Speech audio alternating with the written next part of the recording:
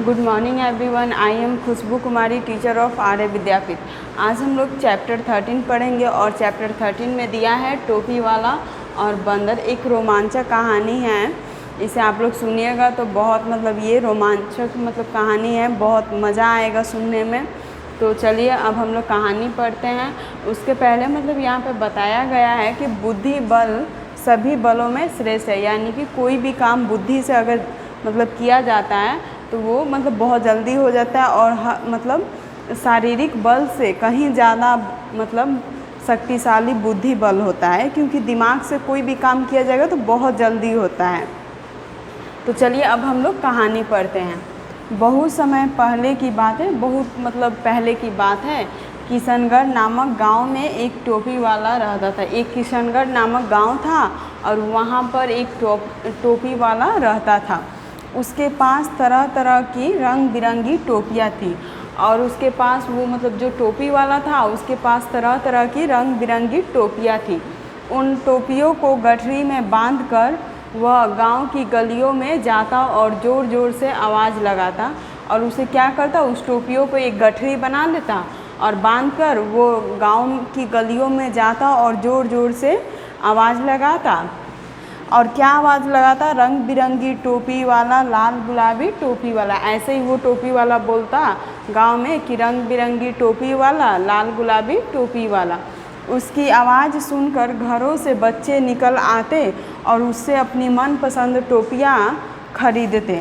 और जब वो उसकी आवाज़, उस टोपी वाले की आवाज़ बच्चे सब सुनते तो अपने घरों से बाहर निकल आते और अपनी मनपसंद टोपियाँ खरीदते। एक दिन वह एक गांव से दूसरे गांव जा रहा था। एक दिन क्या हुआ कि वो अपने गांव से दूसरे गांव जा रहा था कि उसे कुछ थकावट महसूस हुई। अब दूसरे गांव जा रहा था तब तक उसको कुछ थकावट महसूस हुई, थका हुआ लगा। उसने सोचा क्यों ना पास के पीपल के पेड़ के नीचे थोड़ी देर आराम कर लिया जाए। और उसने सोचा कि क्यों ना पास में एक पीपल का पेड़ था, तो सोचा कि क्यों ना उस पास के पीपल के पेड़ के नीचे थोड़ी देर आराम कर लिया जाए। वह टोपियों से भरी गठरी सिरहाने रख कर सो गया। और वो क्या किया कि पीपल के पेड़ के नीचे टोपियों की जो गठरी थी उसको अपने सिरहाने रख के और सो गया। पीपल के उस पेड़ पर बहुत से बंदर रहते थे। वे उस पेड़ के आसपास से आने जाने वाले लोगों को तंग करते और उनका सामान छीन लेते थे। और उसी पीपल के पेड़ के ऊपर बहुत सारे बंदर रहते थे और वे सब लोगों को तंग करते थे और उनका सामान छीन लेते थे। टोपियों से भरी गठरी पेड़ के नीचे देखते ही उन्हें शरारत सूझी। और जब बंदरों ने देखा कि पेड़ के नीचे, पीपल के पेड़ के नीचे, कि हाँ टोपियों से भरी गठरी पेड़ के नीचे देखा, तो उन्हें मन में शरारत सूझी। सभी बंदर एक एक कर पेड़ से नीचे उतरे और टोपियाँ पहनकर दोबारा पेड़ पर चढ़ गए। और क्या किया बंदरों ने कि एक एक करके पेड़ के नीचे उतरे और टोपी पहनकर दोबारा पेड़ पर चढ़ गए। कुछ समय बाद टोपी वाले की आंखें खुली तो उसकी नज़र पेड़ पर बैठे बंदरों पर गई। कुछ देर बाद टोपी वाले की आंखें खुली, उसका नींद खुला तो उसकी नज़र पेड़ पर बैठे बंदरों पर गई। उसने जैसे ही उसकी आंखें खुली तो उसने देखा, पेड़ के ऊपर उसकी नज़र गई तो बंदरों को देखा बैठे हुए। तो सभी बंदर उसकी टोपियाँ पहनकर शोर मचाते हुए उछल कूद कर रहे थे। और उसने देखा कि सभी बंदर उसकी वो जो जितनी टोपियाँ थी वो टोपियाँ पहनकर और उछल कूद कर रहे थे और शोर मचा रहे थे। टोपी वाले ने बंदरों से अपनी टोपियाँ मांगी, परंतु उन्होंने टोपियाँ नहीं दी। और टोपी वाले ने बंदरों से अपनी टोपी मांगी, परंतु उन्होंने टोपियाँ नहीं दी, बंदरों ने टोपियाँ नहीं दी। यह देख टोपी वाले को बहुत गुस्सा आया। जब टोपी वाले ने टोपी मांगी बंदरों से तो वो बंदरों ने नहीं दिया टोपी, तो अब टोपी वाले को बहुत गुस्सा आया। तभी उसके मन में एक विचार आया और उसने अपनी टोपी उतारकर ज़मीन पर फेंक दी। तभी उस टोपी वाले के मन में एक विचार आया। क्या किया उसने, अपनी टोपी जो पहनी थी उसे उतारकर ज़मीन पर फेंक दी। उसके ऐसा करते ही बंदरों ने भी अपनी टोपियाँ उतारकर ज़मीन पर फेंकना शुरू कर दिया। अब बंदरों ने देखा है कि वो टोपी वाला अपनी टोपी उतारकर नीचे फेंक दिया, तो बंदर सब ने भी मतलब क्या किया कि अपनी अपनी टोपी उतारकर नीचे फेंकना शुरू कर दिया। जब बंदरों ने अपनी अपनी टोपियाँ उतारकर ज़मीन पर फेंक दी, तब टोपी वाले ने सारी टोपियाँ झटपट इकट्ठी कर ली।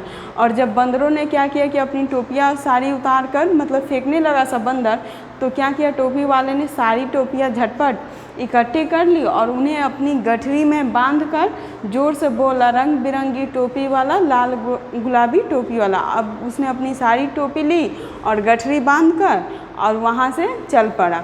तो देखिए इस कहानी से हमें क्या शिक्षा मिलती है, तो इस कहानी से हमें यही शिक्षा मिलती है कि बुद्धि और विवेक से किसी भी समस्या का समाधान किया जा सकता है। तो चलिए अब नेक्स्ट पेज पे कहानी हम लोगों की ख़त्म हो गई है। कहानी हम लोग पढ़ ली और समझ भी लिया। अब चलिए शब्दार्थ पहले बता देती हूँ। गठरी, गठरी मीन्स होता है एक बड़ी पोटली। मनपसंद, मनपसंद मीन्स होता है मन को अच्छा लगने वाला। झटपट, झटपट मीन्स होता है जल्दी जल्दी। महसूस मीन्स होता है एहसास। उसके बाद चलिए अब हम लोग प्रश्न उत्तर बनाएंगे।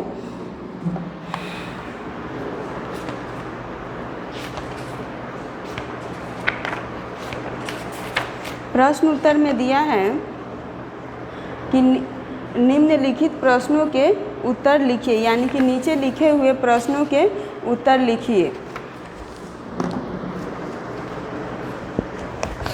तो फर्स्ट में दिया है नंबर कम है, टोपी वाले ने पेड़ के नीचे आराम करने की क्यों सोची। तो हम लोग कहानी में पढ़े ही हैं कि टोपी वाले ने पेड़ के नीचे आराम करने की इसलिए सोची क्योंकि टोपी वाले को थकावट महसूस हुई। उसके बाद ख में देखिए टोपी वाले को गुस्सा क्यों आया, तो इसका लिखा जाएगा कि क्या किया था, टोपी वाले को गुस्सा क्यों आया। तो टोपी वाले की टोपी पहनकर बंदर पहनकर उछल कूद रहे थे और टोपी वाले ने जब अपनी टोपी मांगी तो बंदरों ने नहीं दिया, जिसके कारण टोपी वाले को गुस्सा आया। ग में देखिए बंदरों के ज़मीन पर टोपियाँ फेंकते ही टोपी वाले ने क्या किया, तो बंदरों के ज़मीन पर टोपियाँ फेंकते ही टोपी वाले ने झटपट अपनी टोपी इकट्ठी की और गठरी बांधी और वहाँ से निकल पड़ा। उसके बाद नंबर 2 में देखिए सही शब्द से रिक्त स्थान भरिए। यहाँ पे सही शब्दों से हम लोगों को रिक्त स्थान भरना है। क में देखिए टोपी वाले के पास तरह तरह की डैश टोपियाँ थी, यानी कि तरह तरह की रंग बिरंगी टोपियाँ थी। उसके बाद ख में देखिए टोपी वाला टोपियों से भरी डैश सिरहाने रखकर सो गया। तो टोपी वाला टोपियों से भरी गठरी सिरहाने रखकर सो गया। ग में देखिए पीपल के डैश पर बंदर रहते थे, पीपल के पेड़ पर बंदर रहते थे। उसके बाद घ में बंदरों ने सारी डैश पहन ली, बंदरों ने सारी टोपियाँ पहन ली।